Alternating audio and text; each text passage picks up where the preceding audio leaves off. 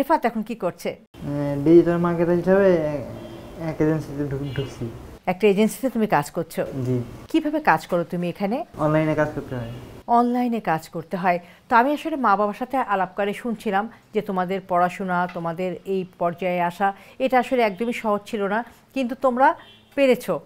আসলে প্রতিবন্ধী যে জনগোষ্ঠী আছে আমাদের সমাজে, তাদের পথ চলাটা তো সহজ না। আর তোমাদের দুই ভাইকে তো ওয়াকার ব্যবহার করতে হয়, সে ছোটোবেলা থেকেই তো ব্যবহার করতে হচ্ছে। এই ওয়াকার ব্যবহার করে করে চলাফেরা করাটা অনেক কষ্ট। আজকে তুমি চাকরি করছো, কিন্তু এই পর্যায়ে আসতে তো অনেকগুলো পথ তোমাকে পাড়ি দিতে হয়েছে। স্কুলে পড়াশোনা করতে হয়েছে, কলেজে পড়াশোনা করতে হয়েছে, তারপর উচ্চশিক্ষা নিতে হয়েছে। এই যে এতটা পথ তুমি পাড়ি দিলে, সেখানে আসলে কি কি চ্যালেঞ্জ ছিল তোমার? প্রথম প্রাইমারি স্কুলে কেউ আমাকে ঢুকতে দিত না, কারণ আমরা হাঁটতে পারি না। সেই জন্য মনে করতো যে আমরা সহজে কিছু পারবো না। সেই জন্য আমাদের স্পেশাল স্কুলে ভর্তি করার পরামর্শ দিয়েছিলেন প্রিন্সিপাল।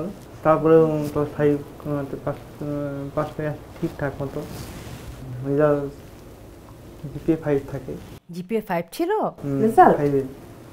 তারপরে 6-এ ভর্তি হওয়ার সময় আমাদেরকে বিভিন্ন শ্রেণীতে ভর্তি করানোর কথা। পরীক্ষা দিয়েছিলাম। আমাকে ডিসকালিফাই করে, কারণ মাঝখানে একবার বাথরুমে যেতে হয়েছিল। হেল্প লাগতো তখন, সেই জন্য হেল্প ছিল। ভর্তি পরীক্ষা খাতায় রেড মার্ক করা হয়েছিল। কেন?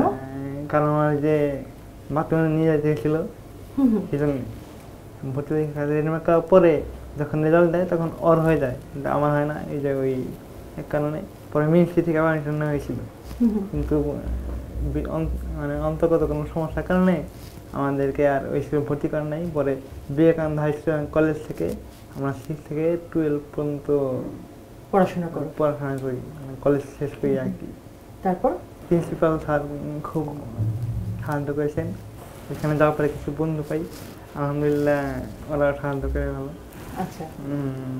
এরপরে আমি যখন ভর্তি পরীক্ষা দিতে যাই যে উচ্চশিক্ষার জন্যে, তখন ভর্তি পরীক্ষার সময় বাম দিকে তো ওই যে চাপ লেগে। ও, তুমি কি বাম হাতে লেখো? বাম হাতে লিখি। আচ্ছা আচ্ছা। বাম হাতে হয়ে গেছিলো। পরে ওএমআরসিটি আর নেওয়া হয় নাই, মেশিনের সমস্যার কারণে। তারপরে আমি ওর চান্স হয়ে যায় সিএনইতে 19 প্লেস করে। আমি ভর্তি হই হ্যাবিটে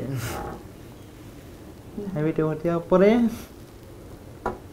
2016-17 সেশনে ভর্তি হই। শেষ হওয়ার কথা ছিল আমার 2020-এ। তা ওই করোনার কারণে 2 বছর লেট হয়, 2022-এ শেষ হয়। এর মাঝখানে আমি 2020-এ এলডিপি যে ট্রেনিংটা আছে ফ্রি, ওখান থেকে ডিজিটাল মার্কেটিংয়ে কোর্স করি। ওয়াকার ব্যবহার করে তোমাকে চলাফেরা করতে হয়, তো এই চলাফেরা করার ক্ষেত্রে আসলে কী ধরনের বাধার সম্মুখীন হতে হয় তোমাকে?